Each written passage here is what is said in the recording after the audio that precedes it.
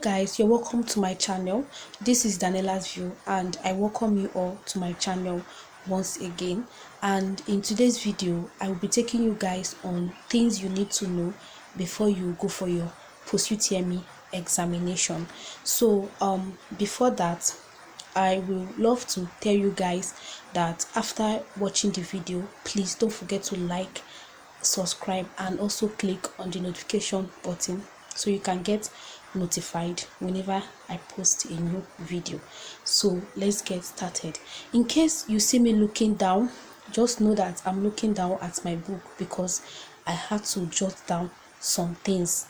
So let's just get started, and I would love to start with the word post-UTME. Post-UTME is actually a university exam.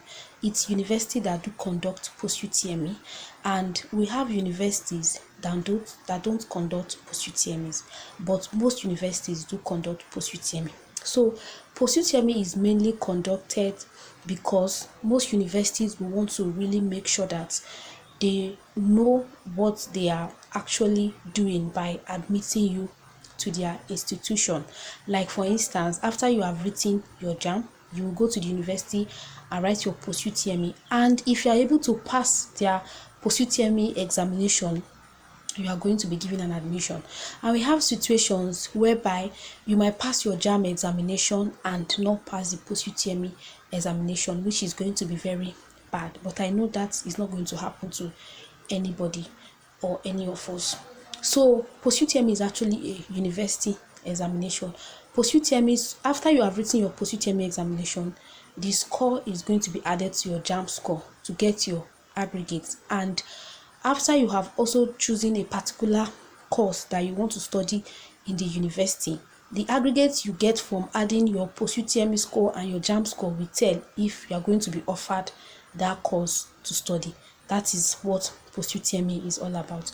So I'm going to be starting now to tell you guys the things that you need to do before you go for your post-UTME. And the first thing I have here on my book is you need to start planning for your journey. Okay, we have people that, let's say for example, we have people that do live in Lagos and they applied for university that's outside Lagos. So people like this now, that means they have to travel, and if they have to travel, that means they need to pack their things. So they need to start planning for their journey on time. Once you are done with your JAM, start preparing for your post-UTME journey, start preparing for your things little by little, so that when your school release date for their post-UTME, you will be ready. You won't have any excuse to say that you could not come because of this, you could not come because of that. So you need to start planning for your journey on time. If you know you are traveling to a very far state to go and write your post-UTME and you know you need some things that are not available yet, start planning for them immediately. The second thing I have on my book here is you need to travel days before your post-UTME. Yes, you need to travel days before your post-UTME. Like for instance, if your post-UTME is in, let's say, 1 week time, you can travel 4 days to your post-UTME, or you can travel, if you have, let's say you have writing your post-UTME on Friday, you can travel on Monday, so that you can have time. For instance, maybe the place you are traveling to, you don't have anywhere you can stay. If you travel early enough, you can be able to have some time to look for a place to stay, unlike when you travel maybe 2 days to your exam, which is very bad. You will not have enough time to look for a place to stay. So that is why it's good to give yourself time to travel enough space before your exam, so that you can get yourself settled down in the place you are traveling to. The third thing I have on my book here, you need to watch out for the weather. You need to know if the weather is going to favor you. When I wrote my JAM, it was during rainy season, and the weather really affected some students to an extent that they couldn't even write their exam. They had to reschedule their exam. They had to reschedule their exam for another day.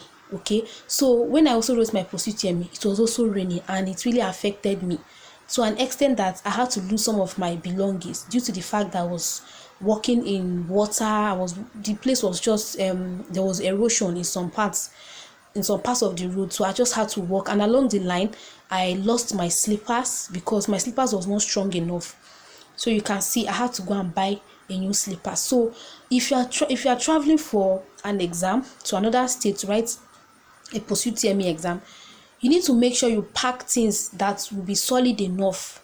Let's say it is during raining season period, you need to get good slippers. Don't go and get all those fashion slippers that is just for beauty and design, because once you put them inside water they will just get spoiled. So you need to pack the things you really need. That is why I say you need to watch the weather to see if the weather is going to favor you during that period. The next thing I have on my book here is you need to look for your exam site. Yes, when you get to the state that you're writing the state that you're going to write the exam, you need to go and look for where exactly you are writing your exam. Like for me, for example, when I got to my university, my university has 3 campuses and they posted me to campus 3. So when I got there, I had to go and look for where campus 3 is to know where exactly I am writing my exam, so that the day of the exam I will not have issues and I will know the time to leave. Okay, so you need to look for your exam site. And the fifth thing I have here is you need to make sure you go very early. Yes, you need to make sure you go very early on your exam day. Make sure you leave your house very early. Don't go late in case they want to pass out some information. They can tell you some rules and regulations that you need to take note of, so that you will be there on time to know the things they are actually talking about. So these are the things I have for you guys. These are the things you need to know before you go for your post UTME. And the last thing I would love to tell you guys is don't buy unnecessary things, because when you get to your exam center, you will see so many people selling different kinds of things, and they will tell you that you should come and buy this, you should come and buy that, knowing fully well that you don't need it. So please, even if you have to buy anything at all, you can still buy pencil that you use for calculation inside the exam hall.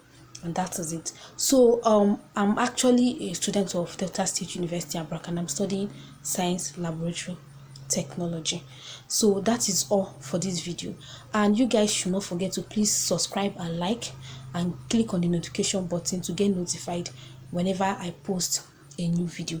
Thank you very much for watching, and I wish you guys a success in your exam. I know you are all going to come out in flying colors. Thank you very much for watching the video. I will see you in my next video. Bye.